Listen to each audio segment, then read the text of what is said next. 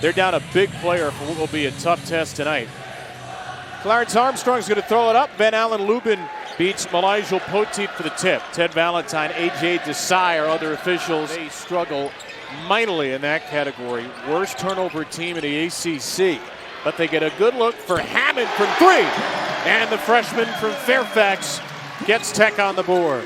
It's good to establish that early, that you can recognize where the double's going to come from and find the open man, and good by Hammond to be ready to shoot. They've been a really good three-point shooting team in conference play.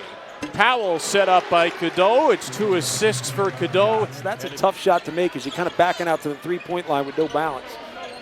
Virginia Tech coming off a 101-95 overtime win, and Young was hot in that game, and he is hot to start this one.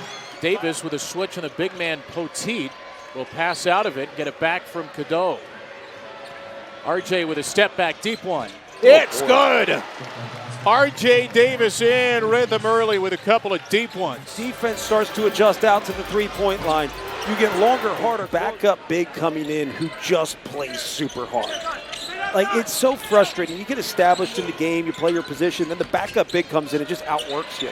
Pick and pop, Burnham from Young, and Virginia Tech's back on top. Their third three of the night. Davis gets a switch, loses the dribble. Back into the corner for Trimble. Multiple threes in 2 straight, and his first shot tonight is good from deep. When you're a smaller team, you create rhythm off the bounce by moving the basketball. You've got to limit turnovers. That's number one. They've been able to do that a little bit better. That was a great play by Elliot Cadeau, but at times turnovers are an issue. I think they're playing well enough to do that. The challenge is if it's going to be Duke. That's a great challenge. Down the floor for Jackson, his layup ties it. The question to you is, between Auburn and Duke right now, like, do they try to seek out opportunities for their teammates? Like, that's what you look for. This is a group that does that. Good screen by Lubin. He frees Davis, his third three. More and more teams got to look at the flare screen, the options, but this flare screen is just brilliant. You go underneath, and now Lubin's going to maybe lean a little bit into that screen, but it's going to make 2 guys go with 1. If RJ Davis doesn't take that shot. Davis. Good defense. That's the true freshman Hammond, who now switches on to Jackson. Big height advantage. Results in a step-back 3. That's the problem with really good shooters. When they put it on the floor, they're creating rhythm with the dribble. Had a season-high 3 steals Saturday. Hammond turns it right back over, though. Down the floor to Jackson, and his miss is cleaned up by Lubin. This is all good stuff. Look at the big fella just running down, cleaning it up. And he's made good decisions. Foul was the second on Jackson. Hammond misses a 1-and-1, and then Johnson lost the rebound. It's Cade Tyson on the floor for the first time. Trimble sensing a lane, finishes, gets fouled, and continues this runaway Tar Heel train. He's one of those guys, he's got that other gear, right? Good hesitation. Here's a good hesitation. Lingering in the corner right now. Step up to the wing with 6 to shoot. Up for Trimble. Had a huge first half. And that 3 is deep, but grabbed by Lubin.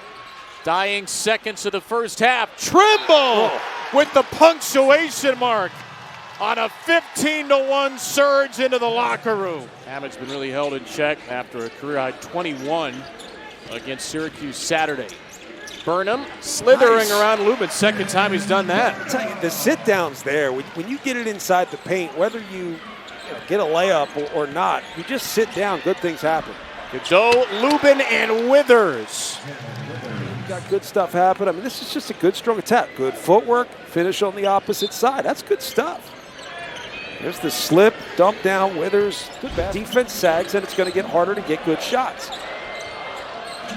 Davis out of the double. Lubin spinning and scoring.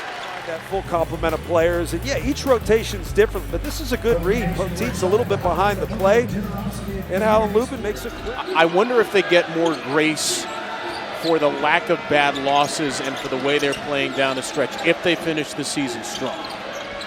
Do you have a problem with Washington hits? I agree, and that criteria is not listed criteria for the selection committee anymore. It used to be. Jackson buries another 3, so you have Washington with his 4th of the year. Jackson follows, and Carolina extends its largest lead. What do you like about him off the bench? Energy, explosiveness. Oh, Jackson, my goodness. He is 16 for 25 from 3 over the last 6. Withers cans another. 11 for 20 from 3, North Carolina. To the ceiling fans here at the Castle before Trimble was even fully on the way up. It's a 15-0 Carolina run. And Young ends it. I mean, yes, it's frustrating if you're Virginia Tech and they're down. Oh boy, why not? Wessler, his first three-point attempt of the year. A lot of bubble watching tonight for North Carolina, and they can watch in peace. This was another flat-out dominant display.